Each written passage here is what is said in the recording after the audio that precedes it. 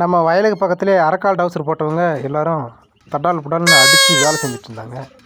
நானும் கிட்ட போய் பார்த்தா எல்லாம் இரும்பு தூணுங்க. பக்கத்தில் இன்ஜினியர் வேறு ஒரு பக்கம் டேப்பை பிடிச்சி அளந்துட்டுருக்காரு, ஒரு பக்கம் இரும்பு சாமானை தூக்கி மேலே கொடுத்துட்ருக்காரு. பக்கத்தில் பார்த்தா முல்லை செடியை வெட்டிகிட்ருக்காங்க.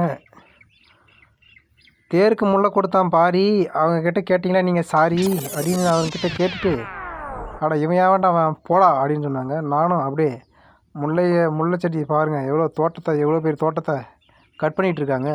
நான் மறுபடியும் என்ன தான் நடக்குதுன்னு கிட்ட வந்து பார்த்தா, டேய் பெரிய மழை வரப்போகுது, வெள்ளம் வரப்போகுது, இருக்கிற எல்லாரையும் அடிச்சுட்டு போக போகுதுடா, அதனால் ஒரு கப்பல் செஞ்சிட்ருக்கேன்னு சொன்னாங்க. என்னது கப்பலா? சரி அதெல்லாம் இருக்கட்டும், இங்கே பாரு எங்கள் மம்முட்டி எந்த நிலைமையில் இருக்குது, இதை கொஞ்சம் ரெடி பண்ணி கொடுங்க இன்ஜினியர் அப்படின்னு சொல்லிட்டு அவர்கிட்ட சொல்லி கொடுத்தா உடனே ரெடி பண்ணி கொடுத்துட்டாரு. யாருங்க இந்த கப்பலுக்கு கேப்டன்னு கேட்டால், தோ பாருங்க இவர் தான் ஜாக் ஸ்பேரோ அப்படின்னு சொன்னாங்க. வணக்கம் தலைவர், எங்களையும் கூட்டிகிட்டு போங்க அப்படின்னு சொன்னால் அவர் ஓகேன்னு சொல்லிட்டாரு.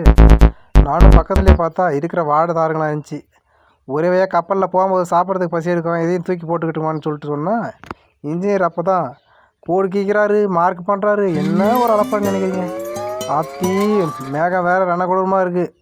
இன்ஜினியர் சார் டக்குன்னு எல்லாத்தையும் ரெடி பண்ணுங்க சார் அப்படின்னு சொல்லிட்டு நான் போய் எங்கள் வீட்டில் இருக்கிறவங்க எல்லாரையும் கூட்டிகிட்டு வந்துடுறேன். இப்போ பாருங்கள் மேகம் ரொம்ப ரணகொடூரமாக இருக்குது, மழை கிழ வந்துடுச்சுன்னா எல்லாரையும் அடிச்சுட்டு போயிடுன்னு சொன்னேன். சரிப்பான்னு சொல்லிட்டு நானும் இருக்கிறத விட்டுட்டு வந்தேன்.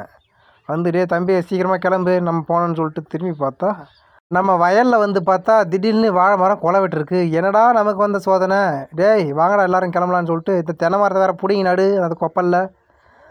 தலைவரை என்ன சொல்கிறீங்க, மழை வரப்போதா, உலகம் அழிய போதா? டேய் நான் எங்கடா உலகம் அழிய போகுதுன்னு சொன்னேன். அப்போ எங்களையும் கூப்பிட்டுட்டு போங்க அப்படின்னு சொன்னால், அண்ணா இங்கே கொஞ்சம் வாங்கலேன்னு சொல்லிட்டு ஒருத்தவங்க கூப்பிட்டாங்க. நானும் கிட்ட போனால் முறுக்குறாங்க. இவன் பாருங்க இவன் வேற ஒரு பக்கம், டேய் என்னையும் கப்பலுக்கு கூட்டு மேலே உன் குடலை கிண்டிடுவேண்டா அப்படின்னு சொல்லிட்டான். இங்கே இருங்கடா எந்த நிலைமையில் இருக்குதுன்னு சொல்லிட்டு நானும் போய் பார்த்துட்டு வரேன்னு போனால், என்னங்க கப்பல் தலைகீழாக கட்டிகிட்டு இருக்காங்க. சரியான டுபாகூர் இன்ஜினியராக இருப்பார் போலுங்க. கப்பலை தலைகீழாக கட்டிட்டாங்களோ, அவன் வேற குடலை வேற கிண்டிடுவேன்னு சொல்லிட்டானே.